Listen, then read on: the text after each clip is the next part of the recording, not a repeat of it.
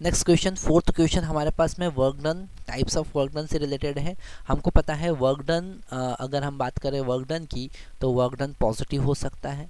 Work done positive हो सकता है जब फोर्स और डिस्प्लेसमेंट एक ही डायरेक्शन में होते हैं। वर्क डन नेगेटिव हो सकता है जब फोर्स और डिस्प्लेसमेंट अपोजिट डायरेक्शन में होते हैं। और वर्क डन ज़ीरो होगा अगर ये एक दूसरे के परपेंडिकुलर है, डिस्प्लेसमेंट और फोर्स एक दूसरे के परपेंडिकुलर है। तो अगर आपको ये तीन कॉन्सेप्ट क्लियर हैं तो आप ये वाला क्वेश्चन बहुत इजीली सॉल्व कर पाएंगे। क्वेश्चन में फर्स्ट हमको दे रखा है, हमको फाइंड करना है कि इसमें से करेक्ट कौन कौन से सेंटेंस है। तो फर्स्ट हमारे पास में, work done by the man lifting a bucket out of the well by mean of rope tiding the bucket is negative.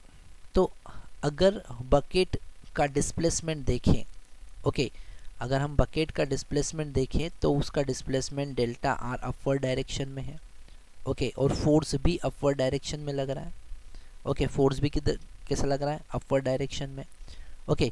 तो यहाँ पे वर्क डन बाय मैन क्या होगा, पॉजिटिव होगा। तो ए का आंसर जो आएगा वो आएगा वर्क डन इज पॉजिटिव। तो यहाँ पर उसने कहा है नेगेटिव, तो ये वाला गलत है। बी देखते हैं, work done by gravity by lifting bucket out of a well by the rope tied by the bucket is negative. तो यहाँ पर हमको समझ में आ रहा है बकेट जो है वो अपवर्ड डायरेक्शन में मूव कर रहा है अगर हम बी की बात करें, और ग्रेविटी डाउनवर्ड डायरेक्शन में मूव कर रहा है, लग रहा है। तो यहाँ पर जो अपोजिट डायरेक्शन में है तो वर्क डन क्या होगा, नेगेटिव होगा। वर्क डन क्या होगा, नेगेटिव है, तो बी ऑप्शन बिल्कुल सही है। सी की बात करते हैं, work done by friction on a body sliding down an incline plane is positive. नहीं, यहाँ पर अगर किसी इंक्लाइन प्लेन पर कोई बॉडी मूव कर रही है डाउनवर्ड, तो डिस्प्लेसमेंट तो डाउनवर्ड है पर फ्रिक्शन फोर्स बैकवर्ड डायरेक्शन में लग रहा है, तो वर्क डन यहाँ पर क्या होगा, नेगेटिव होगा। तो सी ऑप्शन भी हमारे पास गलत है। अब हम डी की बात करते हैं। डी में क्या गिवन है, work done by applied force on a body moving on the rough horizontal plane with uniform velocity is delta are.